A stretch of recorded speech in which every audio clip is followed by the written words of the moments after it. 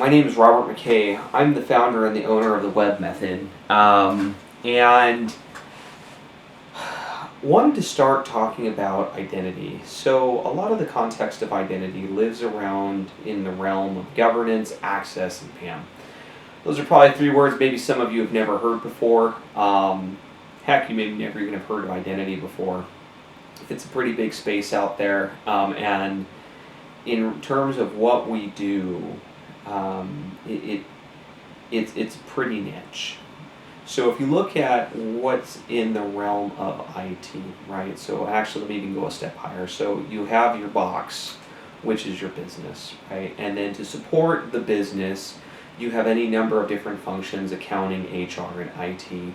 So within this rectangle of IT that's supporting our business structure, we have a subsection that's security, right? So security then enables the business to ensure that transactions are what they say they are, and that the proper people are within the sphere are actually performing the functions in a way that we can detail back and say, yes, person A was actually the person who was supposed to be doing this, as opposed to, say, somebody from a foreign entity that's now in your business, maybe running transactions or taking data that they're not supposed to be taking.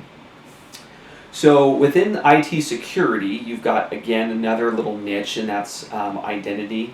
And then within identity, you have a number of tiers. The most common of those were the three that I shared at the beginning, which is PAM, which is privileged access management. You've got identity access management or access management, which generally and actually even pulling that back a little bit, privileged access management, you've got tools that are, you may have heard of, like Thycotic, CyberArk, just to name two. Within the access space, you might have something like a Duo or an Okta. And within the governance space, you might have something like a Saviynt or a SailPoint. And each of these tools has a function that it performs. And in many cases, there's actually some overlap that these tools, in terms of their functionality. And so what is it that we do? Well, so we are actually a professional services company, and we integrate these types of tools. And generally what you'll end up having happen is there needs to be a conversation. We'll come in, we'll say, hey, we need to look at your environment. We need to see what you've got going on.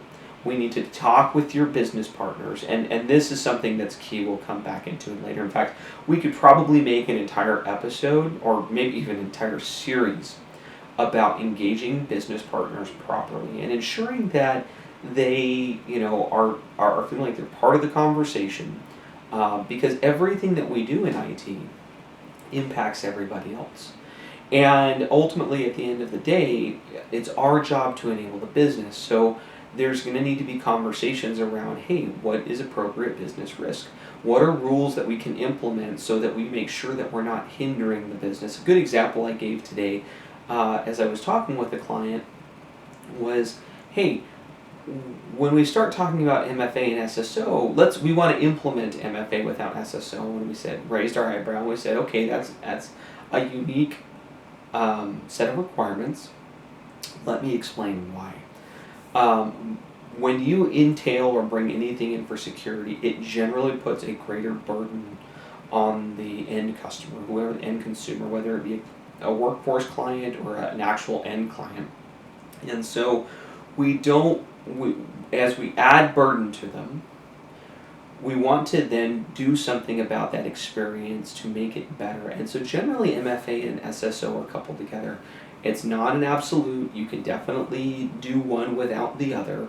And there's plenty of reasons to have maybe different sets of functions, rules in place to set things up in such a way that you might not actually want to do them together. But most of the time, you would want to couple them together, because what happens is in that type of scenario, you have your client coming in, they're putting their username and password, and now all of a sudden they're wanting to do an MFA, or the system requires them to do an MFA. So MFA is multi-factor authentication. So they put in, they click the button on their phone, they've got a hard token, they've got an email that's being sent to them, a phone call that comes in, whatever the scenario is.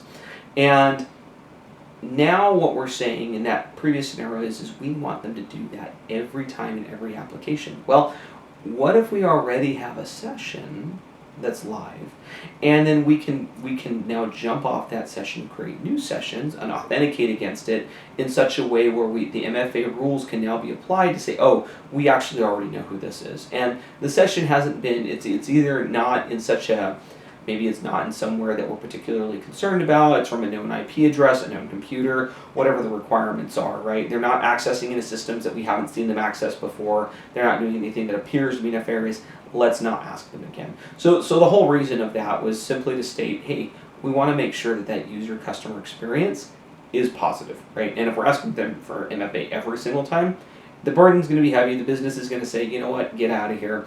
And they're going to go and they're going to start their own set of entries, they're going to go around you, whatever the case may be, and now you've got no use anymore. So anyway, back to what this whole thing was, what that we were talking about was, what is this realm of identity and access management? Well, if you go talk to Gartner, you'll get one definition. If you go talk to any of the handful of integrators out there, you'll get a separate definition. But the way that we look at identity and access management really is that everything has an identity. So whether it be a computer, whether it be a camera, whether it be a human being, everything that interacts in the system should have an identity. And that identity should be tracked, it should be audited, it should be monitored. And there's common sets of rules that you would engage with any sort of implementation. But kind of back to my statement, I'm going to go and pull this up. What is, how does Gartner define identity and access management? Well, let's take a quick look. So looking up identity and access management, so probably should have had this ready, right? Let's see what Gartner has to say. So Gartner defines identity and access management as a framework of business processes, policies, and technologies that facilitate the management of electronic or digital identities. And that's actually not Gartner, that's TechTarget. So TechTarget actually, that is how they identify of what is identity and access management, right? And I would say that's true, right? So I kind of shared a few tools at the beginning of this call, beginning of this recording, that talk to some specific use cases of identity. As I also mentioned, though, there's more to it than that, and it generally involves having that conversation with your business partner and aligning with them. And again, coming back to the way that TechTarget refers to this, business processes, policies, and technologies that facilitates the management of electronic or digital identities. So those policies and technologies and processes, right? So what are some processes that live out there? And again, we'll deep dive into each of these later on. So let's talk about a common use case that exists in every business, onboarding and offboarding, right? Just to name two. And so as you look at those use cases, right, and think about, okay, how do these apply? How long does it take somebody to get into my business? How hard is it to get rid of them, right? When it's time for them to leave, how long is that access sitting around before it's finally cut? So now we've got the security problem because they're out in the open, the credentials are still there. It actually reminds me of a story that I had once where I went into a good friend of mine, I went into his business and I said, hey, what does your exit policy look like, right? When somebody's done working for you, what happens to their emails? What happens to the, if they were interacting with your credit card system, or what happens to all of that? And he said, I don't know. And so I sat down and about 15 minutes later said, we've got a problem. Yeah, we've got a problem. We need to take a look at this. How do we peel this apart and set it up in such a way where we can apply the things that are required at a state, a federal, and an enterprise level, and how do we bring that down to a small business? How do we get that set up so that, that those types of technologies, processes, and procedures are available to that small business, and how do we do it in a way that is economical and implementable, right? And that's a question that's actually been driving a lot of what I've been doing. Been in the industry for probably 10 plus years now. Let's see here. Got my start at Apple, kicked into American Express. Shout out to all of the colleagues out at Amex. Thank you for putting up with me. Shout out to all my colleagues at Apple. Thank you for putting up with me. And how do we take what they are doing and scale it down without losing the soul of what is identity and access management? How do we help that small business? And small business, I mean, and this is definitely an eat your own dog food kind of moment. I implement all of the things that we do at an enterprise level within my company, right? Now, that's a bit extreme. Most companies wouldn't want to do that, but there's a reason for it, right? As a security firm, we have more of a higher level of due diligence that we need to follow to make sure that when we do these engagements that we're protecting our customers' data and protecting ourselves against reality is whether there be a breach or something else, like that we've at least done the minimum, right? And so anyway, back to the small businesses and medium-sized businesses, right? So what do you do? What do you do when you have 150 employees or 500 employees or 1,000 employees? What do you do? How do you implement? What do you implement first? What do you go after?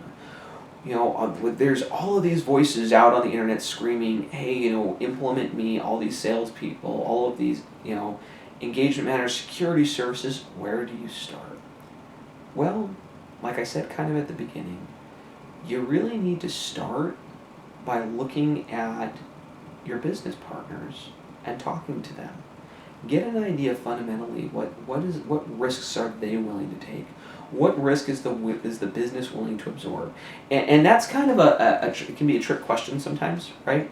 So sometimes, and this is another great example again with another friend of mine. He'd had a breach at one point, and him and I had talked forever that something like this could happen, and it finally happened.